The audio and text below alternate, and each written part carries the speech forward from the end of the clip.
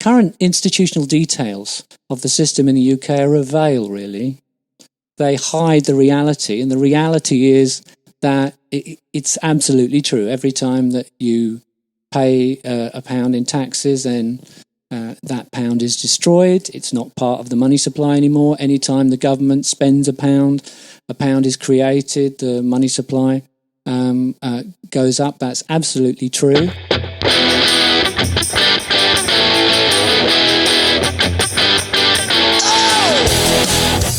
This is the MMT Podcast with Patricia and Christian Riley.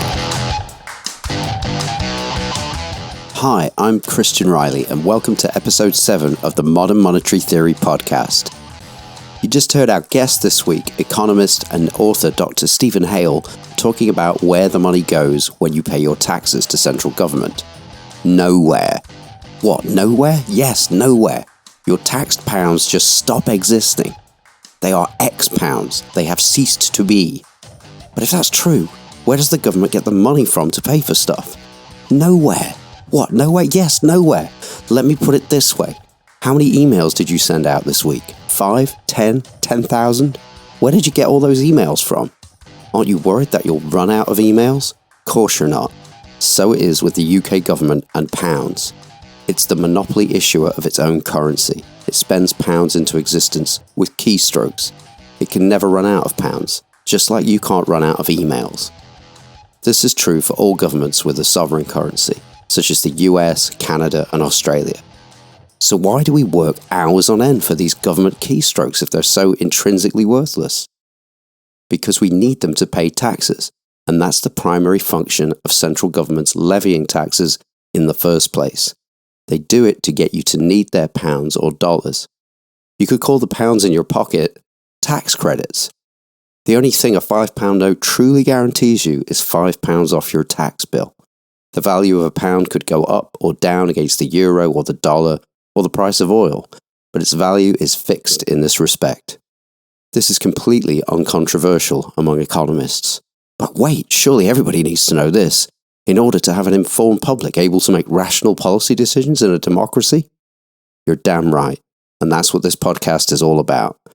Give the previous episodes a listen if you want a primer on all this stuff, or get in touch with me or Patricia directly.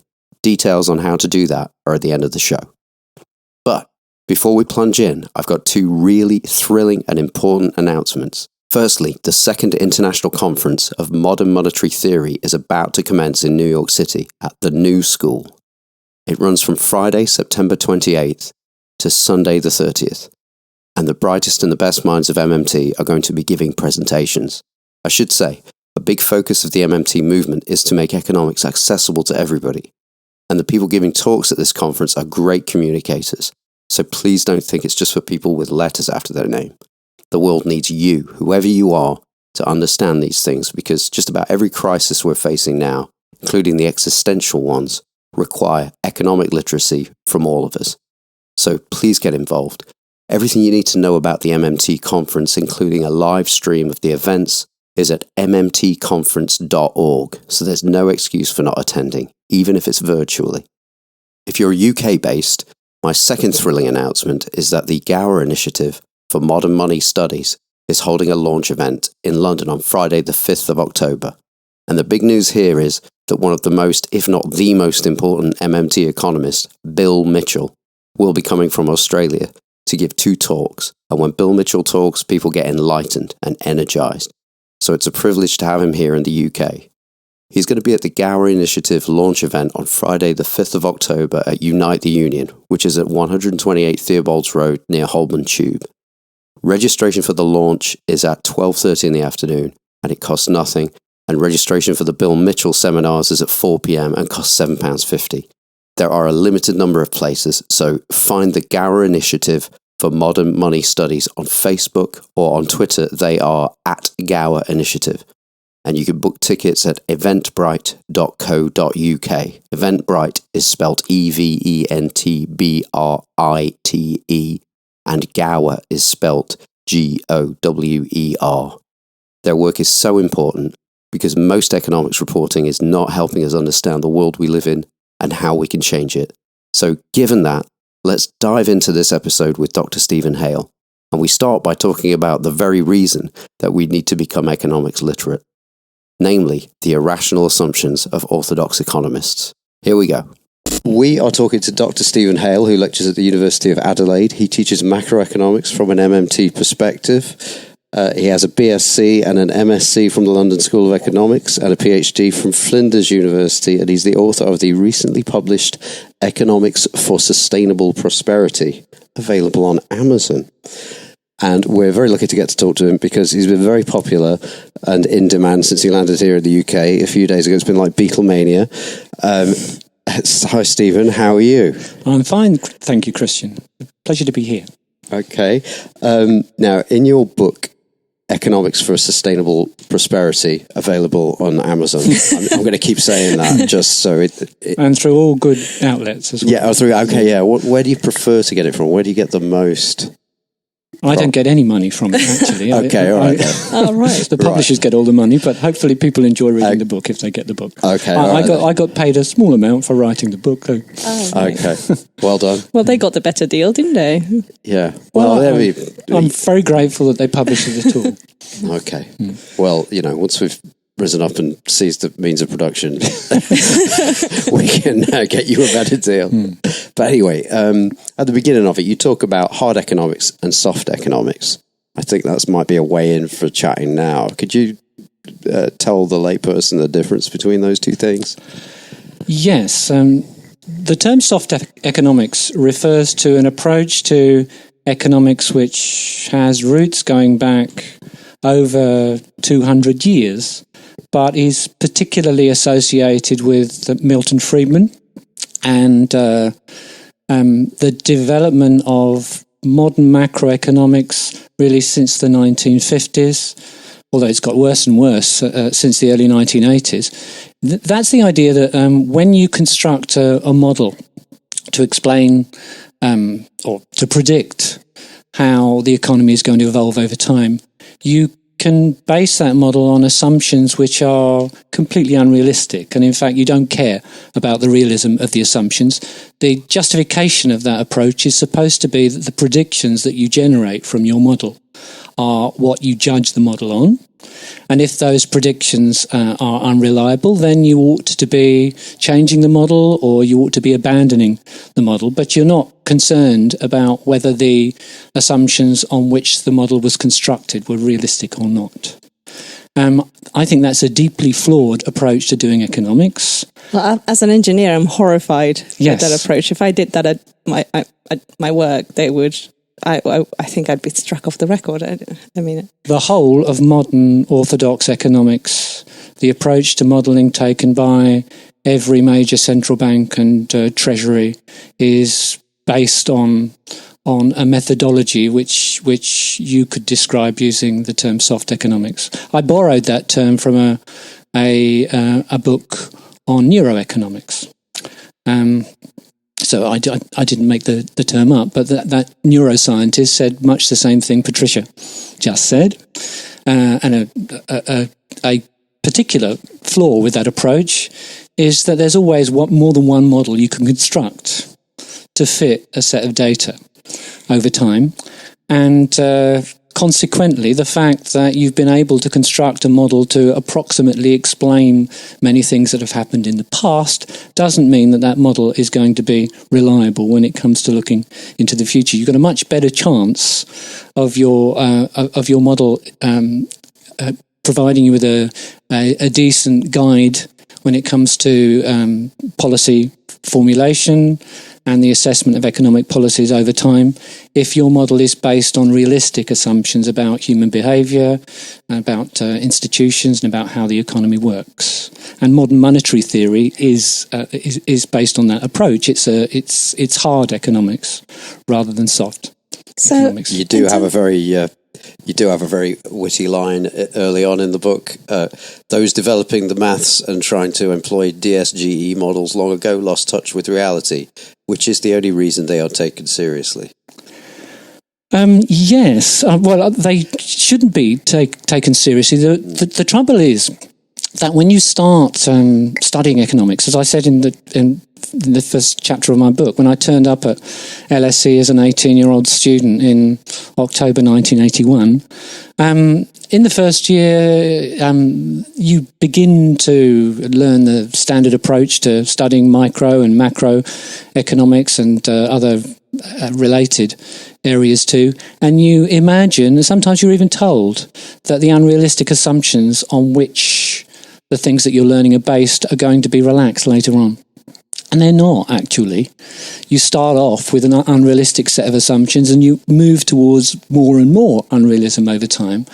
But by the time I was studying economics at uni, it had become so mathematical that you spend so much of your time understanding the maths that you end up forgetting that the starting point was unrealistic in the first place. And the greatest way in which orthodox economics has always been unrealistic is that it has its roots in a barter model of the economy. And we know now from, and we've known for a long time from anthropology and from archaeological evidence that there has never been a pure barter model of an economy. And the story that economic students have been told for well over 100 years, which is the idea that we started to develop markets based on barter, and then we evolved the use of money over time to get round some of the problems involved in barter, the problems of double coincidence. Yeah, absolutely, and setting prices, having to negotiate over rates of exchange.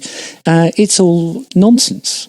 There was no pre-monetary barter system that a monetary economy evolved out of, as far as we can tell, anywhere in the world, even once.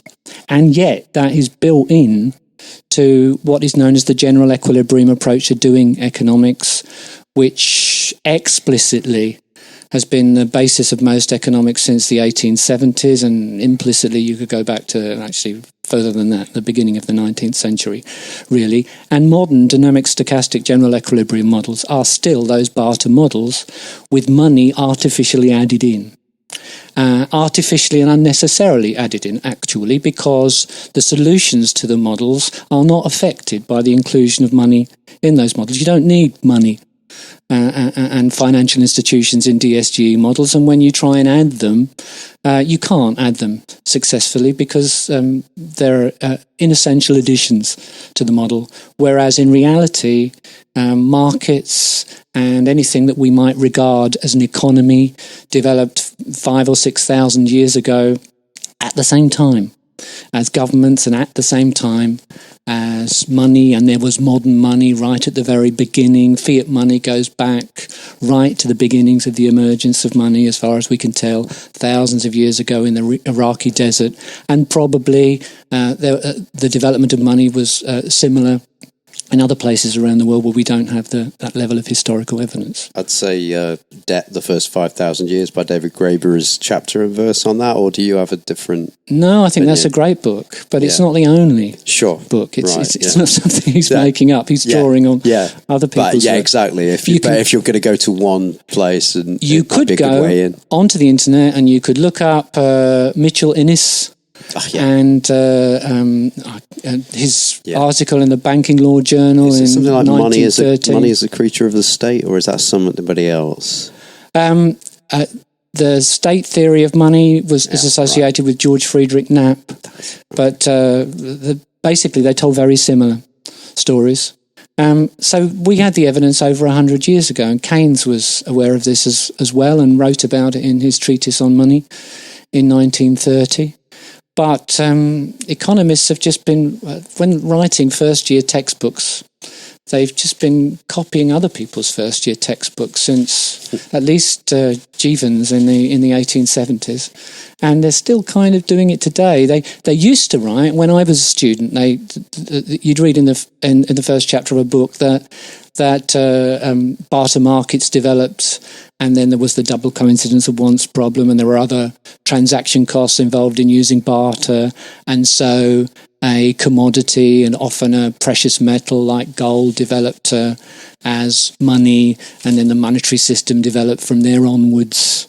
and eventually banking institutions got involved and paper money was developed and fiat money. And that's not the story at all, as you know, if you've read David Graeber's book. There was no such thing as a pre-monetary barter economy, and there's no evidence that money emerged out of a pre-existing barter system even once anywhere in the world. You have to understand that to start building realistic models of economics. We do need models which include simplifying assumptions, but there has to be some justification for those simplifying assumptions. The justifications can be that you are starting off with a set of simplifying assumptions to make a model easy to work with and to understand, but that you're going to relax those assumptions later without affecting the results, or the assumptions you make can describe the circumstances under which the model is applicable, so that if those assumptions don't apply in real life, you shouldn't be using the model. Or you can make simplifying assumptions where you abstract from some details of how the economy operates, where those details don't significantly affect the results. If you don't have any of those justifications for making a simplifying assumption in an economic model, then your model is going to be of dubious relevance and value. And as I said, you can criticize all dynamic stochastic general equilibrium models that have ever been constructed because they all fall foul of this. In those soft economics, it seems to me like there is like a license given to basically make whatever assumptions you like according to personal preference almost. And it seems as long as your model then, shows something similar to what historical data might have shown, then it's valid until proven otherwise. And to me, that seems like an avenue for ideology to sip in. And in terms of the barter, the quite unrealistic, this idea that, however, has survived for so long and, for decades, it seems to me like a very convenient belief for anybody who might want to imagine a world where the centralized power or government was not involved at all in the economy and only came at a later time. Absolutely, yes. If your argument is that the governments weren't important in the emergence of markets and complex economies in the first place, and that money evolved independently of government in the private sector, you're absolutely right. As far as the other point that you were making was concerned, the trouble is you're not free to make whatever set of assumptions you want to make. There's very limited variety in dynamic stochastic general equilibrium models, and if you want a job in macroeconomics, this is what the establishment comes That's in. right. You basically have to do exactly what everybody else does. You can almost not say DSGE models. You could almost say DSGE model. What has happened since the financial crisis is there have been some small changes on the edge of those models that don't really make any significant difference to anything. So they now have institutions that they call banks. They didn't used to do that at all. And these banks create credit. But the trouble is they've still got the properties of the Walrasian general equilibrium model from the 1870s, which means basically that if there are no frictions, if prices and wages are free to move over time to match demand and supply, then in these models there's automatic full employment the whole time. Indeed, in a barter system, the word unemployment has no meaning. So consequently, you have that full employment assumption to make it seem more reasonable.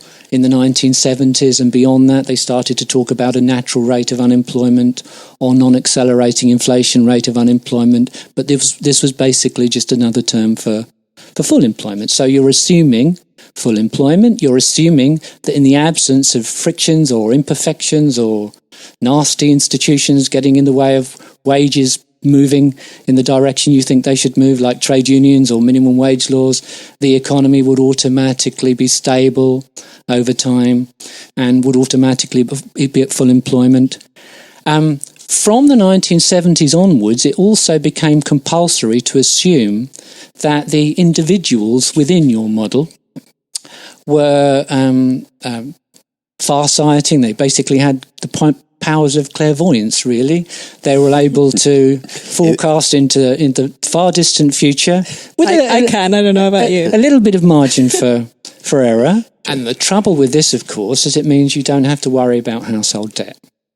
Yeah. Because if people only borrow now when they're rationally looking into the future and taking their future needs and future opportunities into account, and they basically got the clairvoyance, then unless the world is hit by some huge rock or World War III breaks out, nobody will ever do anything unwise. You won't see people getting further and further into debt and perhaps borrowing more than they should when a property bubble is developing, and you won't get anything like 2008 happening. That's the thing. Of course, we've had financial crises, not as bad as 2008, but we've had financial crises roughly once every 10 years for the last 200 years, with the exception of the period from the Second World War up until the 1980s. And it was during that period when, although economists didn't get right everything that Keynes had said, economic policies were broadly Keynesian, banks were tightly regulated, it was difficult to get a mortgage, it was very difficult to get far enough into debt so that you would be likely to be in a position where you'd be unable to repay. Is it worth mentioning at this point the Glass-Steagall legislation? Well, that was part of the re-regulation of the US banking system in the 1930s, yes, which wasn't... it was shot through with holes by the late 1990s, but it wasn't actually repealed until Bill Clinton did it at the end of the 1990s, and that was a signal, really, to US banks that it was a free-for-all.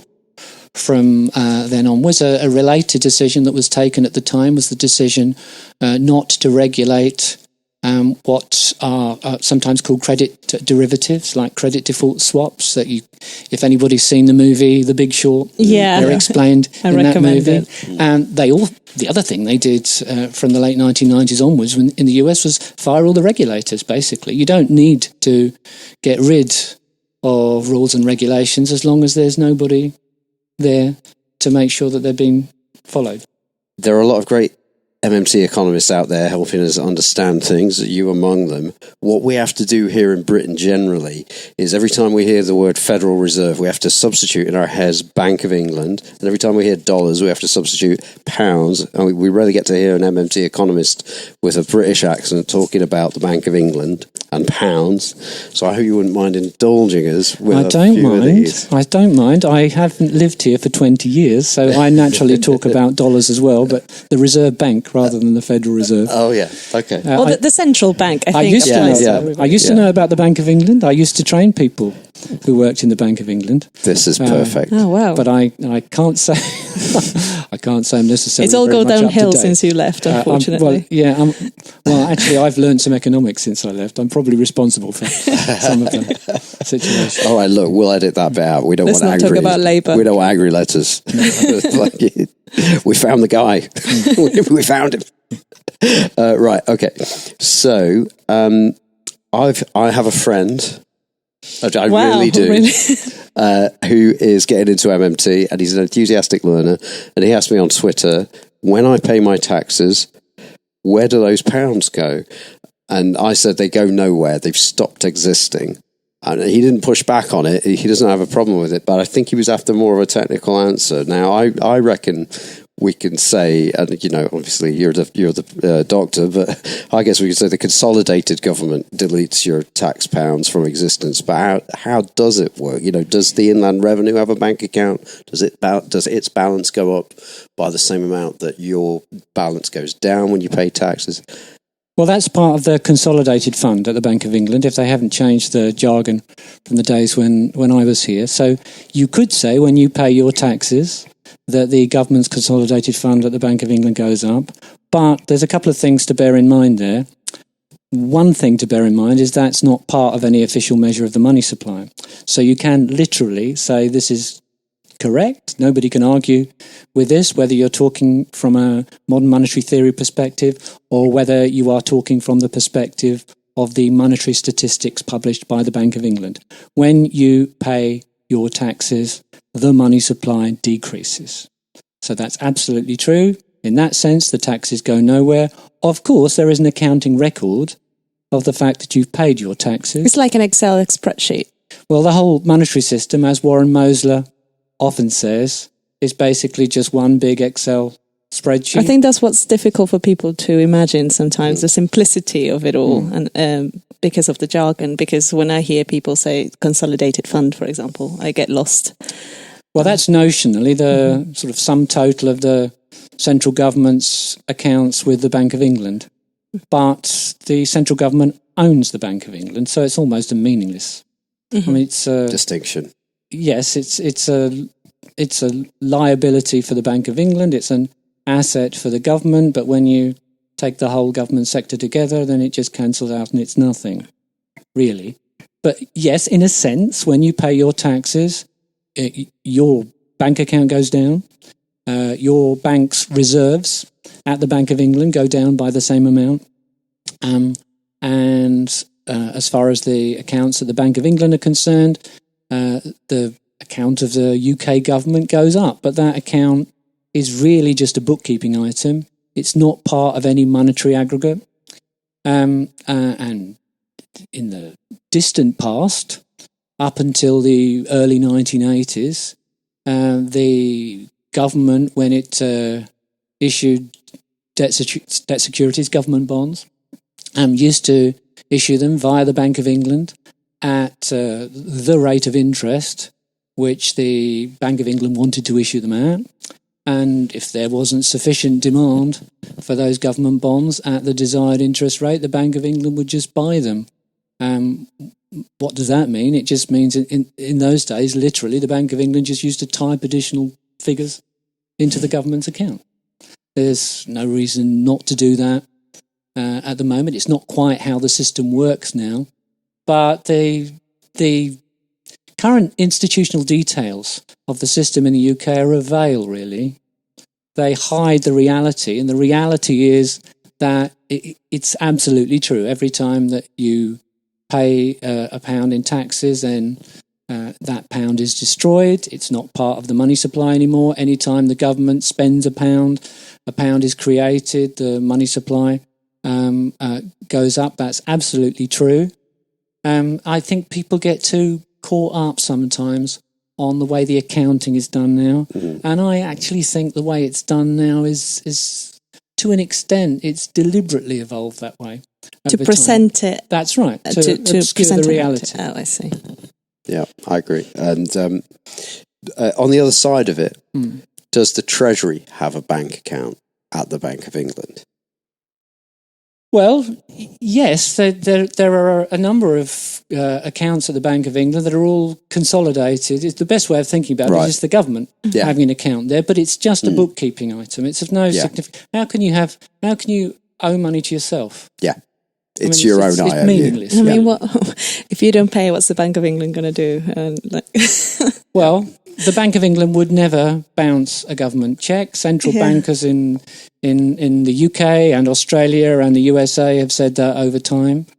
Everybody knows that, and it's because everybody knows that the UK government in 2010 was able to run a deficit more or less the same size as Greece's with no problem at all. The interest rates set by the Bank of England at the time were virtually zero, and consequently the interest rate that the UK government was paying on its bonds was virtually zero too.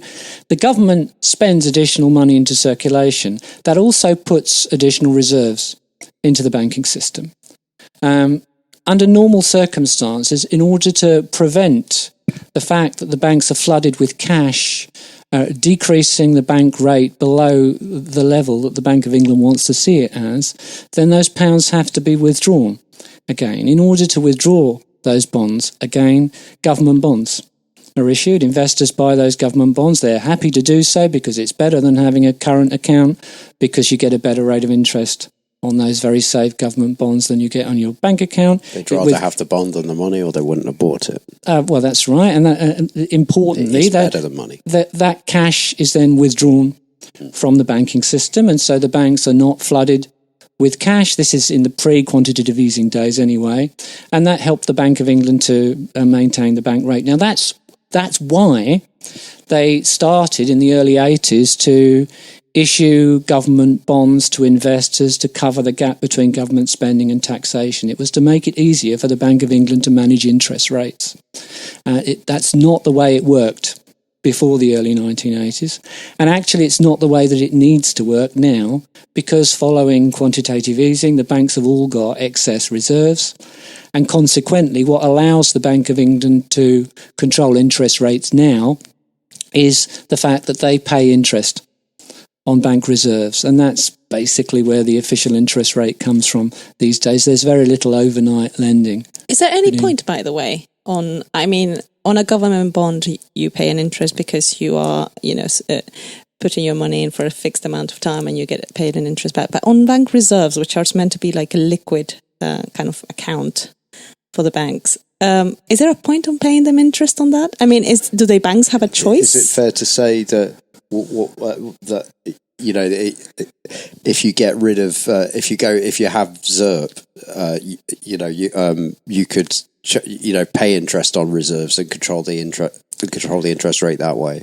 If you absolutely, well, since so many countries have had quantitative easing, I don't talk about it very much because we haven't had it in Australia. We still have the pre-2008 system for managing interest rates in Australia, the way it used to be done here. But in the UK, across in the Eurozone, in places like Denmark and Sweden and Switzerland and the US, although they've stopped doing quantitative easing for the last 4 years now in the US, but they haven't unwound it all yet. And in Japan, where they're still doing it, banks have excess reserves. And if you want to have an official interest rate which is above zero, then you need to pay interest on those excess reserves. Under the current system, there is a reason for setting interest rates. There's no reason for issuing government bonds, and I would stop doing it. They're an anachronism. There were reasons for having them, and during the days when there were fixed exchange rates, there were even more pressing reasons going back much further than that to when there was a gold standard. But there's no reason now. If you wanted to offer investors safe assets which they could invest in and get a rate of interest on in the future, then it would make a lot more sense to replace government bonds with term deposits at the Bank of England, making those term deposits at the Bank of England available to the same institutional investors that buy government bonds on the primary market. Now, an important thing about that is that nothing fundamentally would change. Pension funds that currently hold government bonds could instead hold term deposits at the Bank of England. They'd still be getting interest on them. However, you'd get rid of some speculative activity because there wouldn't be anything for bond dealers to do, really. The Bank of England would just say, OK, these are the interest rates we're offering. Just to say, if you want to take out a saving account at the Bank of England. So the Bank of England would set interest rates across what economists call the term structure of interest rates, so 1 year, 2 year, 5 year, 10 year interest rates. And you wouldn't need to have government bonds anymore, and then people wouldn't really be talking about government debt anymore because people would see deposits at the Bank of England as money rather than debt. So maybe that's the point, that as long as this game keeps going on, they can still keep calling it debt, and politics can still. Do you know what I mean? Maybe politics could still be the same, and I just don't think this ever occurred to them. Okay. To be perfectly honest, until modern monetary theorists like Warren Mosler started to talk about it. I was going to say, you're presuming an innocent fraud. Yeah, I am, and a lot of it is innocent. There's a lot of people think. I think we're far more cynical. Well, no, I don't mind. I like the rhetorical tactic of presuming an innocent fraud. It's a good idea. To an extent, there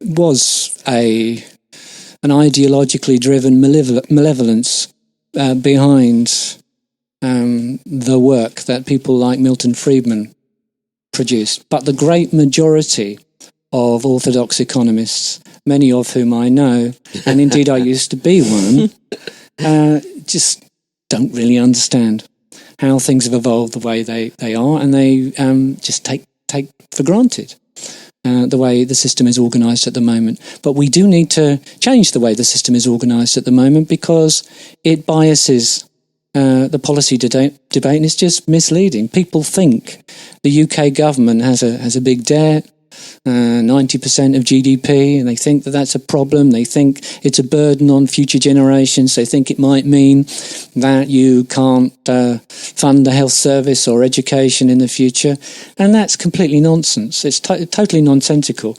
Half of what is laughably referred to as the UK's government debt is owned by UK residents anyway. So I always say to people when they talk about the cost for taxpayers in the future of paying interest on government debt, that in fact those taxpayers, they're receiving interest on government debt. Where do they think the money is coming from, providing them with the returns on safe assets in their pension fund? And then, of course, we explain from a modern monetary theory perspective that interest payments on what people regard as government debt are new pounds.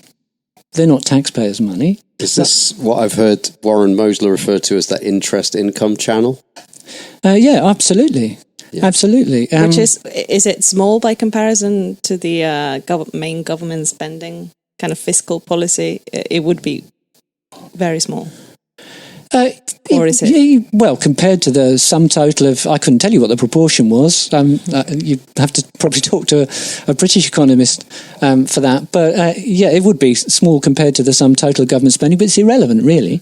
And if you wanted to have zero official interest rates, which people like Warren and Randall Wray and Bill Mitchell argue for, and to limit private debt using other approaches, using regulatory approaches, then you wouldn't need to pay the interest at all. Mm-hmm. You just reminded me of something that I heard Bill Mitchell say in a talk where they were saying, you could stop, we get rid of bonds, we could stop the trading and the speculation, a lot of wild speculation would disappear. I think somebody brought up, that's going to put people out of work. And I'm sure it was Bill's response to that was, yeah, we could give them counselling for their gambling addiction. But that's going to create a lot of jobs, in the healthcare. Britain does have a big problem, and Britain's big problem, well, I guess it's like all countries, has a lot of big problems, but one that is specific to Britain and that I've contributed to because in the 15 years that I was an economist here before emigrating, I trained a lot of bankers, is you've got far too big a financial sector. And that's had an effect on the rest of the economy over time, and it's not contributed very much. And it's a vicious circle because, the bigger it gets, the more politicians present it as essential to the economy. The more emphasis, the more investment is thrown at the city, all this infrastructure is pretty much all thrown at the city and at the neglect of everything else. And then, the bigger it becomes in relation to the rest of the country, the more important it becomes. And it's just a reinforcing. One thing you could do straight away is you could stop, despite the fact that other governments are still doing it, there's nothing to stop the British government stopping issuing government bonds. Mm-hmm. You could repay all the ones that exist at the moment if you want, because you wouldn't be changing anything important as far as the financial system is concerned. You would just be, getting rid of some bond trading and reframing the whole debate. What's the difference between a term deposit at the Bank of England and a government bond? There isn't really any significant difference. They're both interest-bearing liabilities of the UK government, broadly defined. They both involve the payment of interest to the private sector over time, which provides income for private savers and provides the Bank of England with a way of managing domestic interest rates. And what effect, for an economy that is so, the Brexit referendum brought the pound down and everybody panicked and thought it was the end of the world. I'm pretty sure that if we were to do something drastic with the city, no matter how necessary it would be, there would be an impact on the exchange rate perhaps, and because we produce very little and take so much from abroad. Would there be a shock like that, or is that completely unfounded? There'll be an impact on the exchange rate, regardless of what they actually do, should the Labour Party win the next general election. That is true.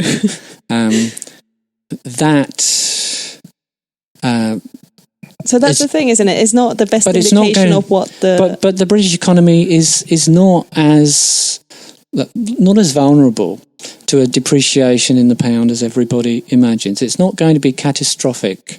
We are not talking about an economy like, Venezuela or somewhere where the UK is one of the world's largest economies. It's not entirely reliant on the city. I'm not talking about closing down the City of London. We should just be looking at... Maybe that's stage 2.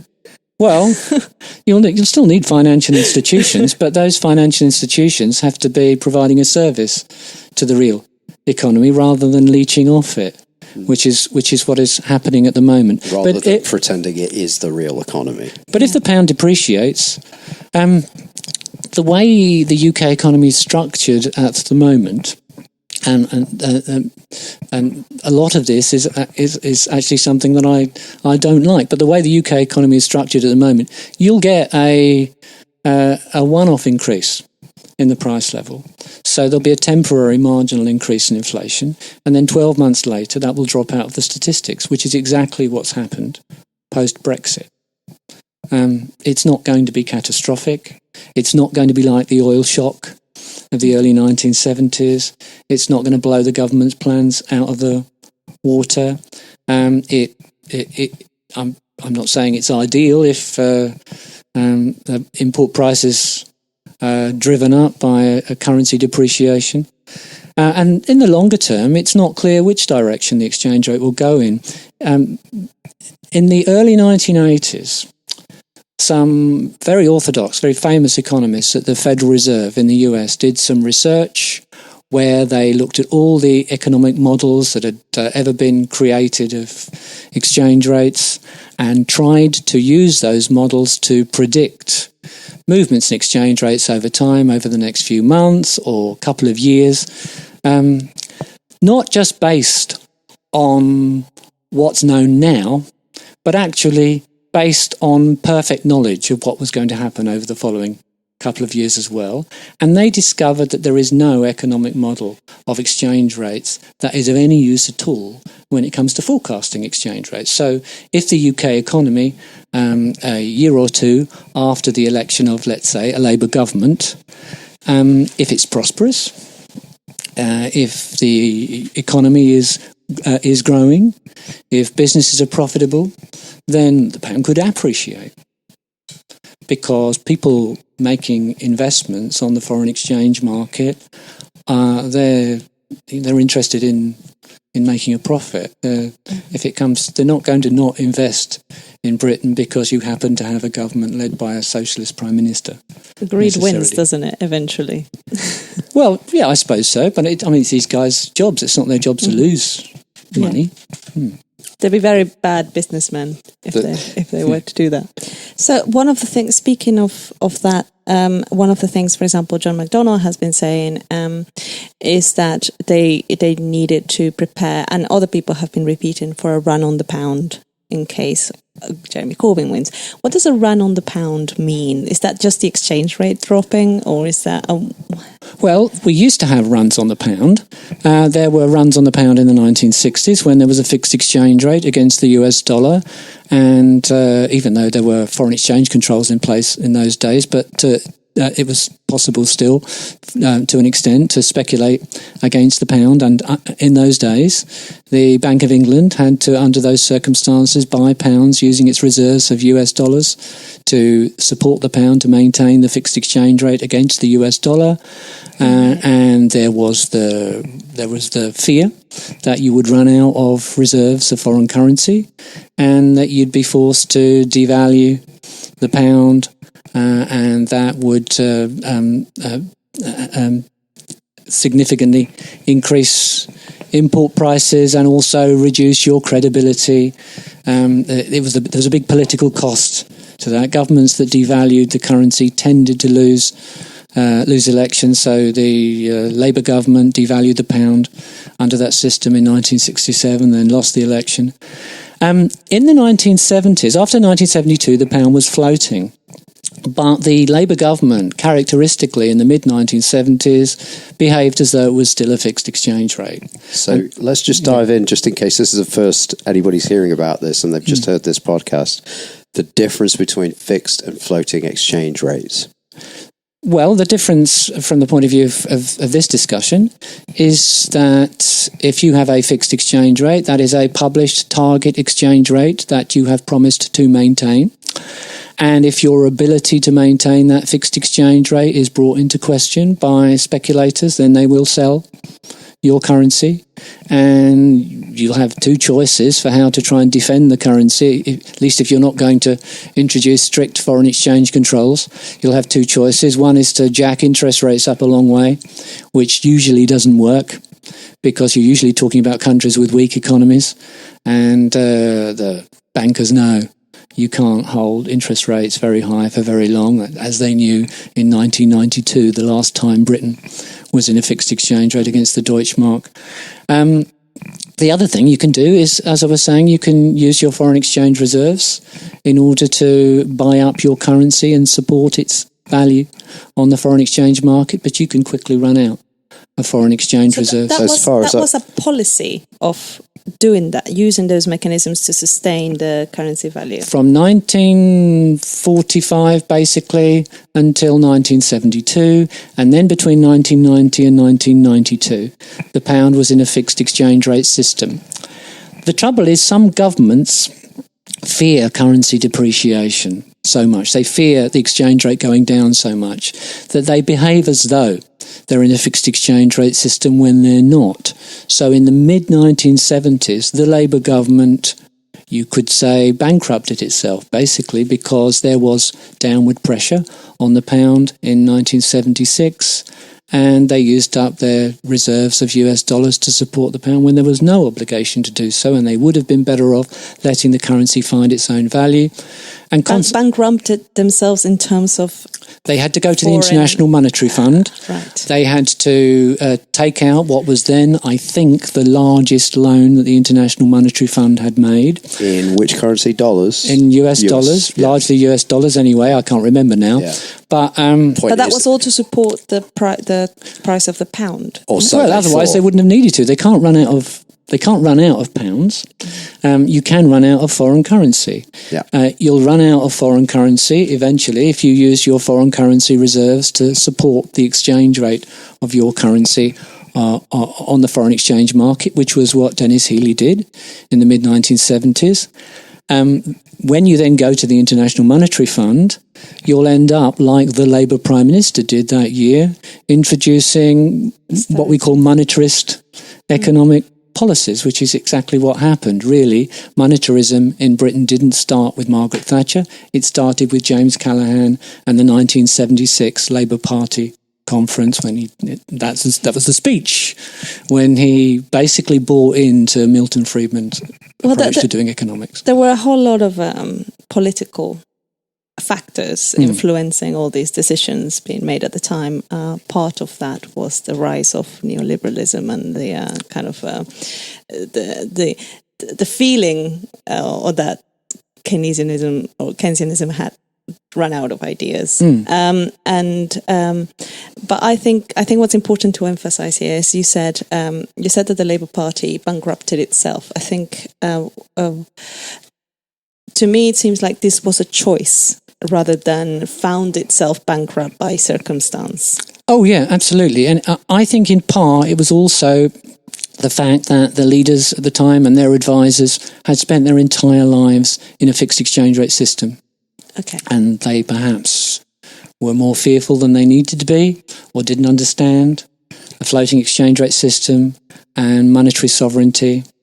And particularly because Britain was in 1976.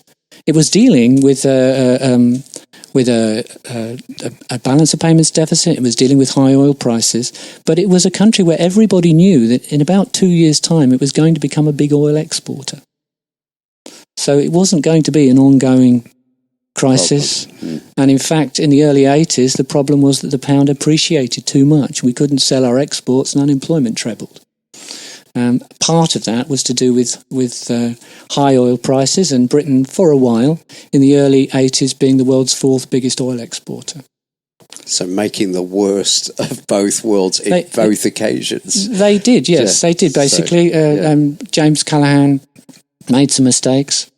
And then, I don't know whether you can regard what Margaret Thatcher did as a mistake. I think she was deliberately trying to rub workers' noses in it and ensure that there was no longer equal bargaining power on both sides of the labour market, which is one way of keeping inflation down. You just make sure that people are not in a position to bargain for wage increases and so labour costs. So let's just get back to this run on the pound then. So what we're saying is that under a fixed exchange rate agreement, a currency like the pound, they say, right, we're going to peg our currency to it will always be worth, you'll always be able to exchange it for this many Deutschmarks, for instance. It was 2.95 Deutschmarks to the pound between 1990 and 1992. There were little fluctuation margins allowed. Yeah. But basically that's where you had to hold it. So, and for some reason, pretty stupid idea as far as I can see. It never really works. People always abandon a peg when they need to, right? Well, yes, particularly if you can hold a currency down for a long period of time if you want to do that, because that doesn't involve you running out of foreign currency reserves. It involves what's happened in China for much of the last 20 years. It involves you building up huge amounts of foreign currency reserves. All you're going to do there is you're going to be making your exports artificially cheap, your imports artificially expensive. That's not something that we modern monetary theorists think is a good idea. But if that's the route you want to go down, you can do that for as long as you like. Or as long as the US president will let you do it, maybe. Once you, they think it's the other way around, don't they? They think, the American citizens will go, they think China's in control, because But there was no need in the 70s. Britain in the 1970s, after 1972, was a monetary sovereign. They would have been better off allowing the pound to find its own level. It would have bounced back anyway. There would have been some further upward pressure on the price level when inflation was already high.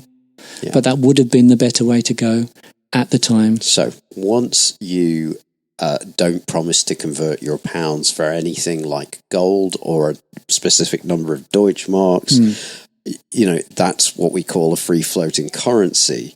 And a run on a bank, for instance, like from It's a Wonderful Life, or there's a run on the bank. People are coming for the thing that you don't control, that you owe them, and you could close the bank down, right? A run on the pound in our floating exchange system, which I think is what Patricia started to ask. What does that even mean? People keep, want their pounds back for what? Their bonds. I think the fear is that businesses would leave and take the pounds with them. Oh, right, okay. Well, the worst thing that would happen would be that you can't take pounds out of the UK financial system. Exactly. The ownership of those pounds changes, but it's impossible to take them out of the country. I think that's what most people think, though, that pounds are going to leak out and we're going to run out of pounds. Well, what can happen is that the currency can depreciate, and that can put upward pressure on your price level and reduce people's real incomes, by which we mean because prices are higher, you can't buy as many goods and services as before. But unlike in the 1970s, when in many ways a good thing was true, which was that there was relatively even bargaining power on both sides of the labour market, at the moment there isn't. Consequently, if there was an increase in the price level because of a depreciation in the pound, it would have a temporary impact. And we would call that a price shock rather than inflation.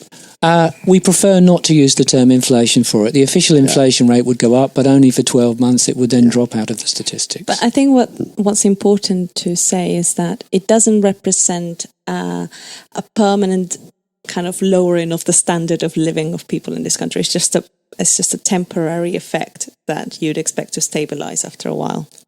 Absolutely. What determines the standard of living of people in this country in the end is the skills and the efforts of the people themselves and their skills and capital equipment and technology and infrastructure and natural resources and not going beyond your ecological space and ensuring that the economy is close to full employment and the people that want productive employment have it. That's the most important thing.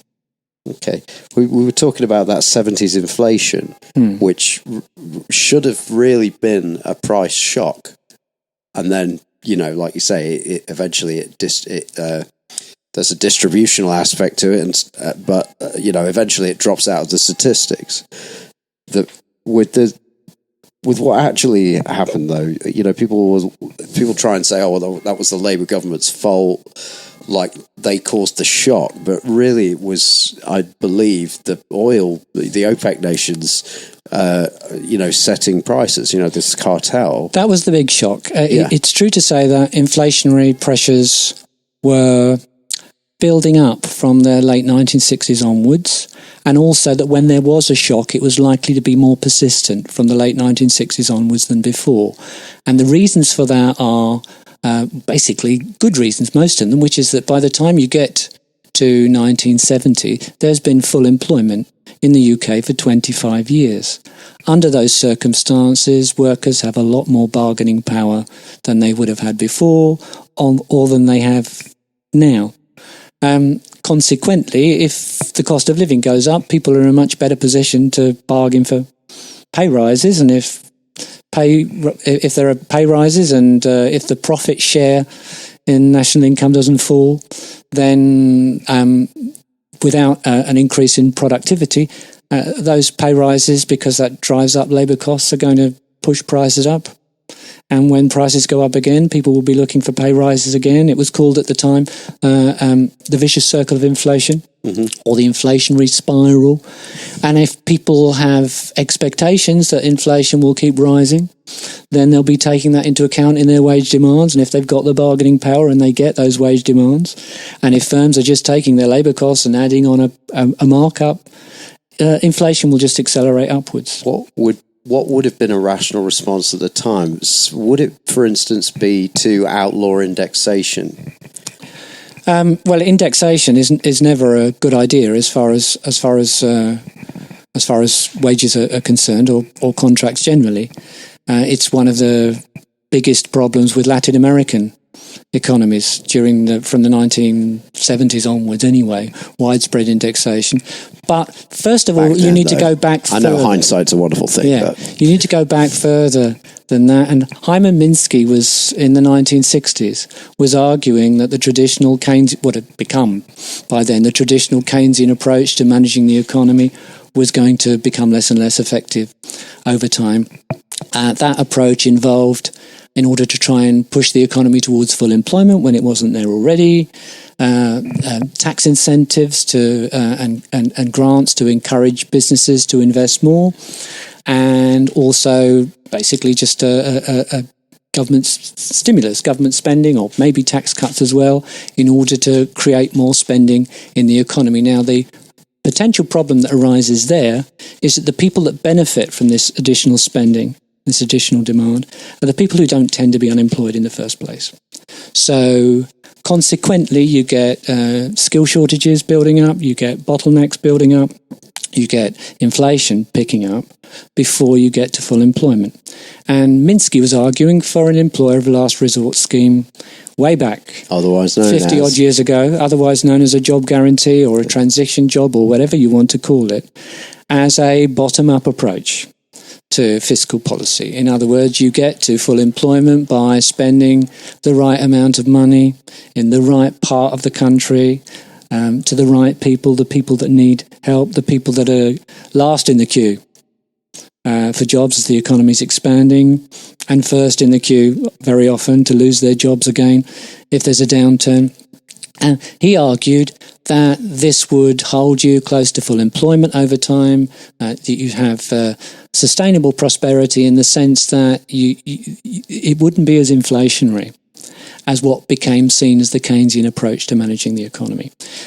So Minsky was arguing in the 60s that in the US and elsewhere, inflationary pressures were beginning to build up. But you're right, the big shock happened in October 1973, following the outbreak of the war between Israel and some of the Arab countries. And the countries that sided with Israel were initially basically subject to a blockade? Can't think of the right word. The OPEC, the oil exporting cartel, stopped selling oil. Yeah, that's right, an embargo. Yeah. And what happened, consequently, is that in 9 months, if my memory serves me correctly, the price of crude oil quadrupled. And so in the UK, first of all, there were shortages of energy and there was shortages of petrol. And I can remember sitting in the car with my mum driving the car, waiting at a petrol station to get some petrol. But secondly, petrol prices quadrupled. Now, I don't know what the price of petrol is in the UK at the moment because I haven't yet put any in my hire car. But half of it is tax at the moment, isn't it? Well, imagine if the price of petrol was to quadruple, and imagine if the cost of energy was to increase dramatically within a few months. Now, there wouldn't be such a major impact. It's not going to happen anyway.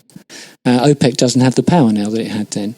There wouldn't be such an impact on the economy now as there was then. In any case, the economy is not so dependent on oil as it used to be. But even imagine that something like that happened now. Like the cost of internet going up. There would be a burst of inflation now, and what you add to a burst of inflation, an economy where labour and capital have relatively equal bargaining power, a much fairer economy, and you then have persistent inflation, as I was saying before. We have a very unfair system at the moment.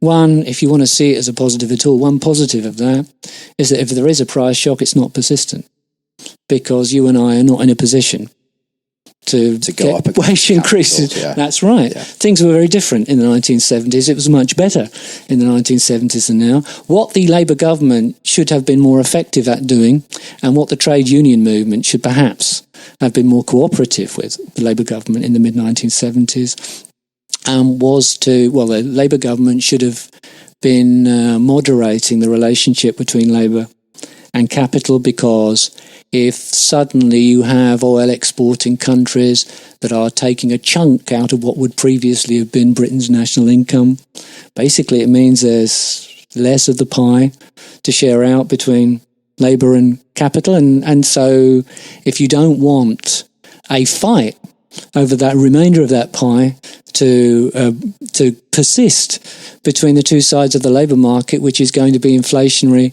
over time, you have to find some way of dealing with that situation. They should have been more conciliatory, perhaps. Well, they tried, but it all broke down. They were being quite successful, actually, in this regard. In 1978, inflation was down. I can't remember where it went down to, something like 8%, which is much lower than it had been in the previous years. But then there were a series of public sector strikes the end of 1978, beginning of 1979, and unfortunately that let Margaret Thatcher in. I think people are still, they think of that time, either they can remember it like you can, queuing up at petrol pumps, or they've heard about it and they link it to Labour. Yeah, absolutely. It's really linked to the war between Israel and the Arab countries. Yes. Inflation increased everywhere, not always as far as it did here. Japan, in the short term, had a bigger increase in inflation than the UK in the mid-70s, but it wasn't persistent. It came right back down again, whereas in Britain, that was not the case. Industrial conflict continued and the inflation rate stayed high for a while. So would that be what we call supply-side inflation?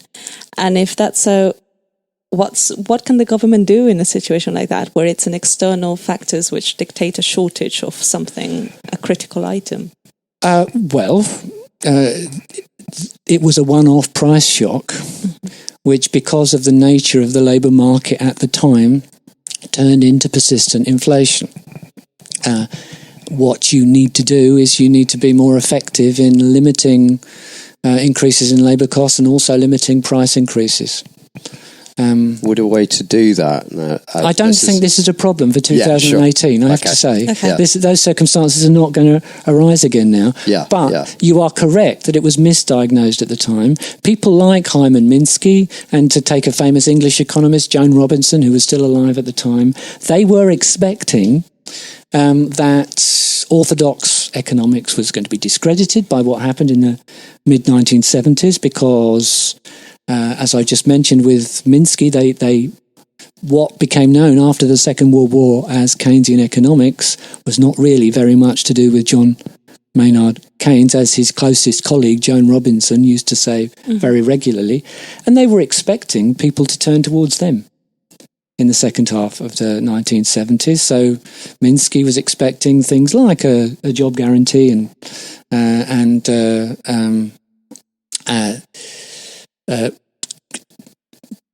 price controls and controls on wage increases. Well, they were tried anyway, but they were expecting a move away from the Keynesian economics of the 1950s and 60s, which, yes, it did get discredited, albeit unfairly, but people didn't look towards Hyman Minsky and Joan Robinson. Instead, they looked in the other direction. The direction they looked in was Milton Friedman and the idea that it's all the government's fault.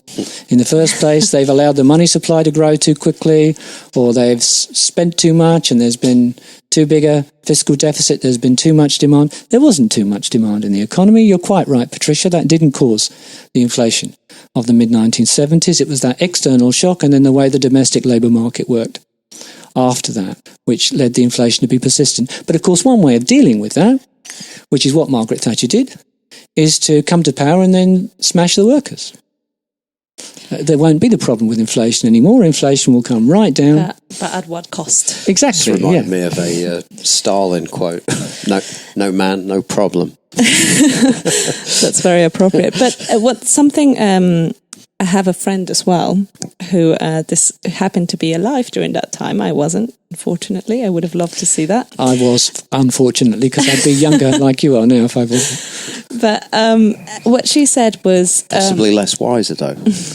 I don't if know. I'm not mistaken, Margaret Thatcher, when she came in, she used aggressive monetarism to try and control the inflation. Am I mistaken to think interest rates were put through the roof very unwisely because that was just the time when the second oil price shock happened.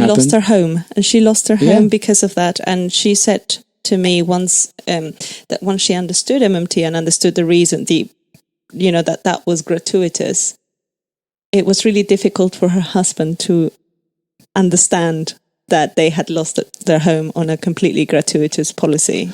Absolutely, and it was very difficult, and it continues to be very difficult for people to understand these things in the UK because the Labour Party at the time, although they were perceived as being very left-wing, which is why there was a breakaway called the Social Democratic Party, but the Labour Party at the time, and ever since, especially under Mr Blair and Mr Brown, they have been very defensive as far as economics is concerned. And they don't really like discussing the 1970s and what happened at the time and the causes of what happened at the time. And they're very reluctant to engage with brilliant economists like Stephanie Kelton and Bill Mitchell There's insecurity in the party. There is. They've basically just accepted the fact that over the last 30 years, particularly, 40 years nearly, unemployment and underemployment and insecure employment have been used to keep inflation down. And they know that, you think? They know that. And they also know that in the 1950s and 1960s there was very little unemployment and no underemployment and hardly any insecure employment. And in the 50s and 60s, the distribution of income became a bit more even, having got a lot more even after the Second World War than it was before. And since the early 70s, inequality has been rising in the UK. It skyrocketed under Margaret Thatcher. It nearly all happened then. But no Labour government has made a significant dent in that increase. They never shame the Tory party on this, do they? Yeah, I think we should give a shout out to our friend Prue Plumridge right now and her organisation MMT for the Labour Party. If anybody's listening to this and, they're support, their Labour supporters and, they're concerned that they're not given enough focus on how economics actually works, that's where people are applying pressure. Good. You're doing better here, as far as the Labour Party is concerned, than we are in Australia. Our Australian Labour Party is very much the party of Tony Blair and Gordon Brown still, because after all, we didn't have a recession at all in 2008 in Australia, which was largely because the Labour government at the time had a large fiscal stimulus to help keep us out of recession, but they quickly reversed that again and they went back to talking about balancing the budget and running budget surpluses and ignoring the way the monetary system works. I did a talk 2 weeks ago to the Economic Policy Committee of the Australian Capital Territories Labour Party in Canberra, and at the end of that talk, that particular committee voted unanimously to call on their leadership to take modern monetary theory seriously and to consider the introduction of a job guarantee. But it's almost impossible, given the current leadership of the party, that will happen, because like the Labour Party in Britain prior to Jeremy Corbyn, really what they're doing is they're waiting for the Conservatives to mess everything up, and so they can become the government by default. Yeah, great plan. Trying not to scare everybody. Meantime. Yeah. A lot of progressive and activist energy at the moment is being put into saying, guys, we can't do anything until we've stopped Brexit. Corbyn was ridiculed for saying not one job will be lost due to Brexit. I mean, I personally, because of MMT, I would applaud him for saying that. I agree. Yeah, exactly. I agree with Corbyn that it's possible that we could have full employment in or out of the EU. We've done 2 episodes about a job guarantee, but what's your take, Stephen? As far as Brexit is concerned, I think the most important thing is that the British government, whoever is the British government at the time, needs to make its mind up very quickly about what sort of arrangement with the European Union that is acceptable to them. And obviously it also has to be acceptable to the European Union, and they then have to get ahead and do it, because yes, there can be full employment, particularly with a job guarantee, but that doesn't mean that when there's as much uncertainty as there is at the moment, that you are not risking some people's jobs. You might introduce a job guarantee, so they shouldn't be unemployed, but that doesn't mean we want them to lose the jobs they've got at the moment. And I think with business, it is as much uncertainty as anything else. Once they know what the arrangements are going to be in the future, then they can manage those arrangements. There are not going to be very high tariffs on manufactured goods. There'll be some issues as far as financial services companies are concerned, perhaps. But I'm not sure that it matters so much what the precise details of the agreement are, but there does need to be an agreement. Everybody needs to understand it. In terms of reversing Brexit, I think it would be very difficult socially, because although there might now be a majority to vote in favour of reversing the decision that was taken, I think the minority or they may be the minority now, could, with a degree of validity, and they could argue that they've been robbed. Yes, that's right. There's an element that nobody's considering as well, is if there was to be another vote and, say Remain won, what would the EU go saying, well, now you need us? Well, I'm not sure it's in the power of the British. To be honest, I haven't followed it closely enough to know, but I suspect there's nothing to follow. I mean, if you like trying to watch happens when you throw an aerosol can on a fire and try and track all the, there's nothing to follow. There'll be a transition cost to Brexit. It won't be devastating, and 5 to 10 years later, it won't even be noticeable.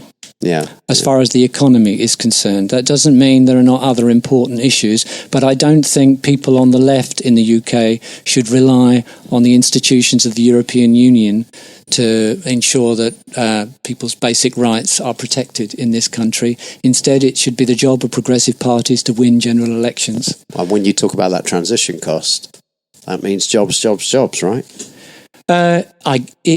It could, yes, I guess it does, but how big that transition cost is depends on what happens in the next few months. The government have completely messed, I've been following it enough to see they've messed everything up, basically because they can't make their mind up, because there are the two sides that are at war with each other in the Conservative Party.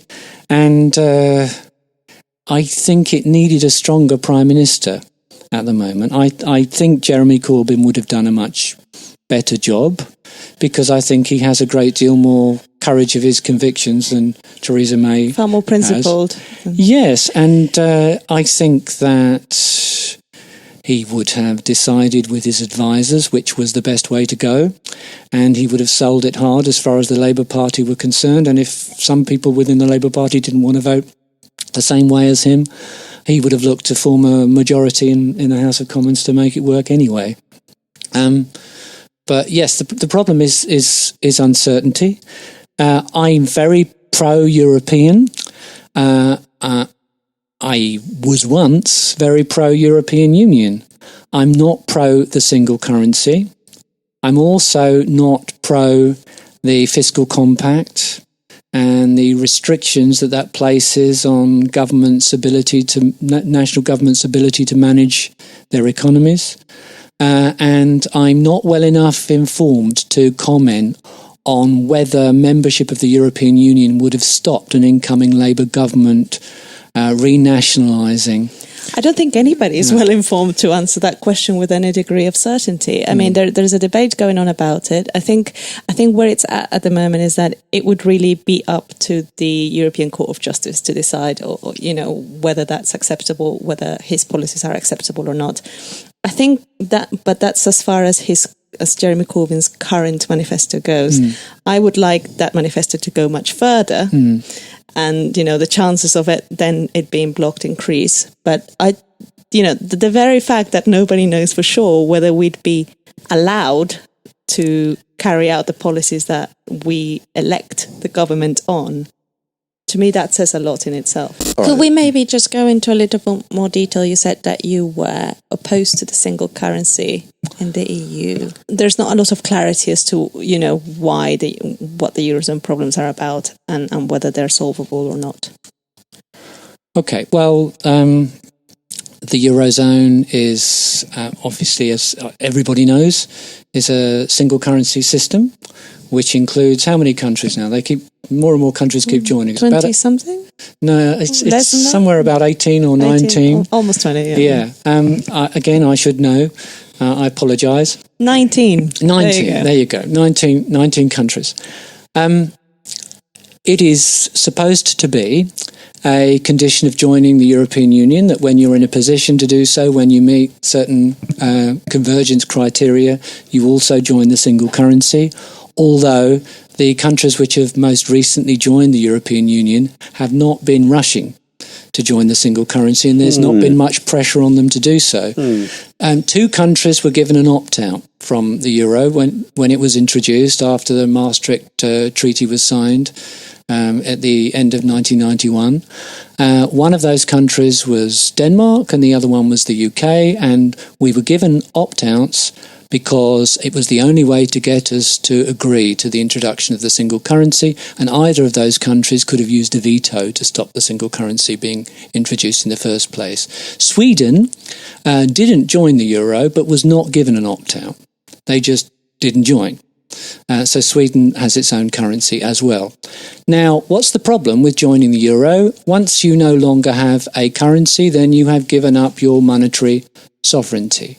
As far as a country like Greece is concerned, if the government spends more than it raises in taxation, it has to borrow the difference. It has more in common with a local authority, or even in a sense with you and me, than it does with a monetary sovereign government like that of Australia or the UK. The Australian government cannot run out of Australian dollars, the British government cannot run out of pounds, the Greek government can run out of euros. When it deficit spends, it borrows in a foreign currency. But it could not run out of drachma, say, for example. Not when it had the drachma. That's not to say that all of Greece's problems would have disappeared if they'd maintain their own currency, but they certainly would have been better off over the last 10 years than the disaster that's actually happened.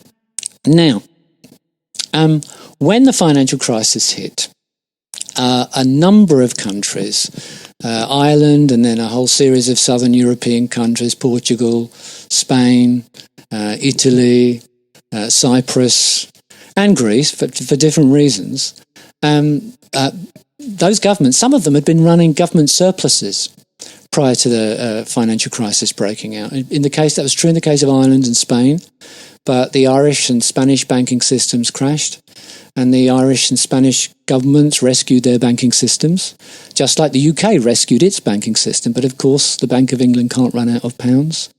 The Irish and Spanish the Irish and Spanish governments can run out of euros, and effectively they did. They got to the situation where investors were so fearful of default by those governments on the bonds that they'd issued in the past that those investors were only prepared to hold bonds issued by those governments when those bonds paid such a high rate of interest that insolvency and default was a self-fulfilling prophecy. It would necessarily have happened. In two stages, in 2010 and then definitively in 2012, the European Central Bank intervened to stop the euro crashing, because if all those countries had defaulted, it would have been the end of the currency, the euro. Basically, when Italy fell over, it would have ended the euro as a single currency. It would have just been Germany and the Benelux countries and one or two other northern European countries. So in order to stop the euro crashing, the European Central Bank basically broke its own rules and said that if nobody else wants to buy debt issued by these southern European countries, with the exception of Greece, the European Central Bank will buy this debt on the secondary market and ensure that the interest rate on that debt doesn't increase over time, and that the market for those governments' debt would continue to operate and stabilise. To an extent, the European Central Bank acted as though it was a national central bank to those countries. However, its actions were not unconditional. They were conditional. Countries had to follow the rules of the Stability and Growth Pact, as it used to be called, or the Fiscal Compact. And as far as the Greek government was concerned, that same support was not available. So Greece, of course, had to negotiate with the International Monetary Fund. Why did they not do that to Greece? That would have been a fix for everyone, wouldn't it? Well, Greece was very far away from meeting the conditions for the European Central Bank to support it. Yes, so again, I haven't followed the Greek tragedy in detail, but that tragedy is the result of not having their own currency. But there's been prolonged mass unemployment in Portugal, in Spain, in Italy, and there was in Ireland too.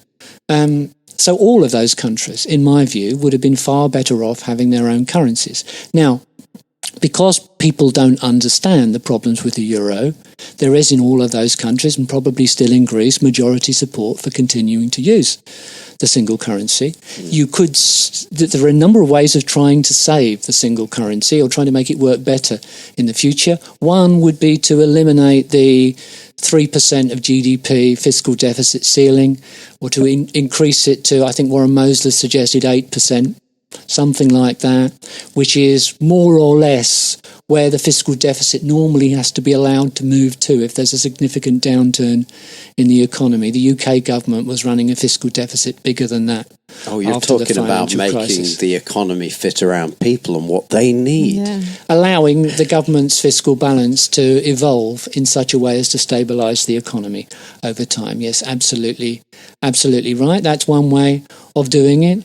There have been other suggestions as well, including governments introducing effectively parallel currencies or tax anticipation notes, as they're sometimes called. But in my view, because of the powers that basically control the European Central Bank, and because of any likely future German government, which should be in place, the type of reforms which would be necessary to allow the euro to deal with the next significant economic downturn are not going to be implemented. So it is, in my view, still the case that most of the countries that are in the single currency would be better off outside it. They would be better off with their own floating currencies and monetary sovereignty the same way the UK has, and the freedom to pursue policies which would lead to something we would regard as being closer to social justice and full employment. Would that necessitate leaving the EU, or would the EU perhaps be willing to accept abandoning the euro? Technically, at the moment, it appears that it would necessitate leaving the European Union, or they could force you out of it. However, if half the countries in the European Union were to be in that position, then things might change. Or indeed, if things should evolve over the next year or two in Italy, so that Italy got into that position, Italy has a lot more bargaining power than Greece. Unfortunately, the left is not doing very well over there. Well, this is it, isn't it? I mean, the people can only take so much pain before that's the direction they go in. You know, the conventional left are pro-euro in most of Europe, as far as I know. Pro-euro, yeah. Yes. Pro-currency. And don't really understand the problems that it ought to be obvious, really. The US is where the financial crisis broke out.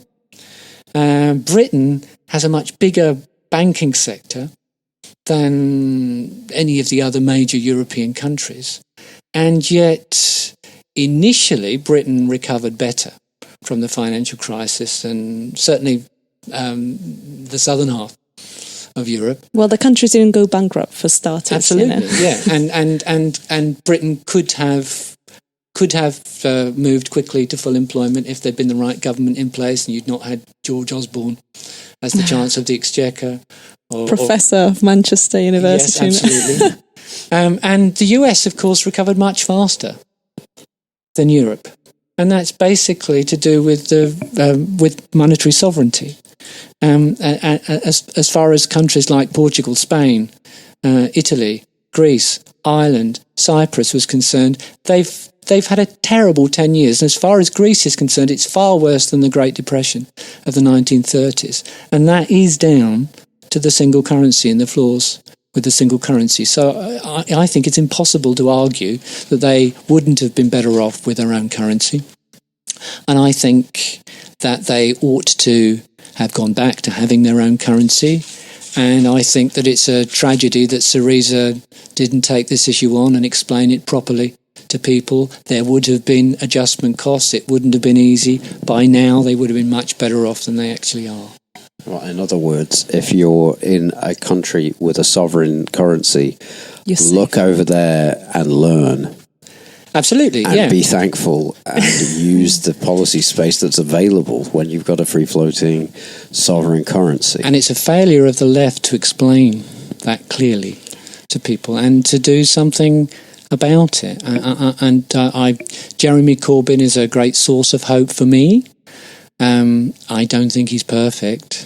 But none of us are perfect. But he's the best we've had for quite some time. Bernie Sanders, I really hope he's an even greater source of hope for me. I mean, he had Stephanie in there. I mean, what just happened in the Bronx is amazing, isn't it? Well, I had the great opportunity to meet and have a chat with Bernie's brother a few days ago, and one of the first things I said to him, you must be sick of people saying this to him, is that your brother has to look after himself, because we need him to win the next presidential election, because he's one, unless things really blow up in the US in the next couple of years, he's one of the few people that I'm confident would defeat Donald Trump in a presidential election, and that's so important. If these things start happening in the US, if we get a job guarantee in the US, if we get people talking about the government budget, the fiscal balance rationally in the US, if we get people talking about financial regulation sensibly in the US, if we get policies in the US to address things like reducing inequality, then places like the UK will copy. Yeah. It's like the end of Independence Day, where we're going to send that MMT bomb up into the mothership. You make Stephanie Kelton Treasury Secretary, and Jeremy Corbyn and John McDonnell will not be able to ignore what she's saying. And people like them will listen. Well, okay, well, I mean, we did try and talk to her. It would be John McDonnell appointing the Fed, the head of the BOE. So we have to persuade him to appoint her. It'll probably take a couple of weeks, but we'll get it done, right? Sure, yeah. It's fine. Okay. Well, if she doesn't want to do the job, with him. If she doesn't want to do the job, I'd make Warren Mosler the governor of the Bank of England. He'd do a fine job as well. Mate, that would be amazing. Well, he knows banking. He does indeed. Yeah. If not, why not you? We put your name forward too. I'd have to turn that job down, I'm afraid. It's just because of the weather, isn't it? No. It's because I would be suggesting you talk to Warren. I'm sure Warren would take the job. Do you reckon? Bank of England. Yes, I'm sure he would if he was advised. But yes, you need a Labour government, and you need that Labour government to start listening to some of the people that are talking about modern monetary theory in the UK, and start buying into it and talking to these guys, because Randall Wray, Bill Mitchell, Warren Mosler and Stephanie Kelton are the world's 4 best economists. They're all sympathetic to the sorts of things which a new Labour government would want to introduce in this country, and they all know how to do it. Great. Well, that's a great note to leave it on. Yeah. Before we go and say thanks to Stephen, we should mention, if Stephen Grumbine happens to be listening to this, you'll be pleased to know Stephen Hale is wearing his Real Progressives t-shirt. Absolutely. And we're all very jealous. And so we're going to... He should have brought more. So, disappointed. Dr. Stephen Hale, MMT rock star and author of Economics for Sustainable Prosperity, which is available on Amazon. Thank you so much for your time. Thanks very much. Pleasure to meet you both.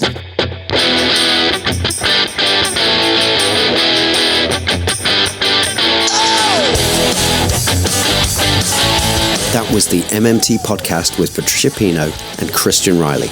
You can get in touch with us via Twitter. Patricia is at Patricia N. Pino, and I'm Christ Riley. You can also email me at christriley@outlook.com. I'm going to spell those for you.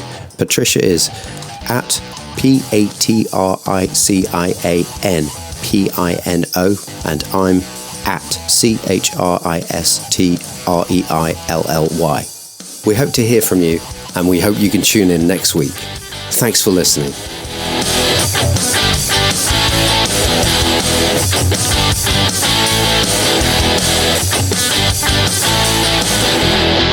Well, once we've risen up and seized the means of production, we can get you a better deal.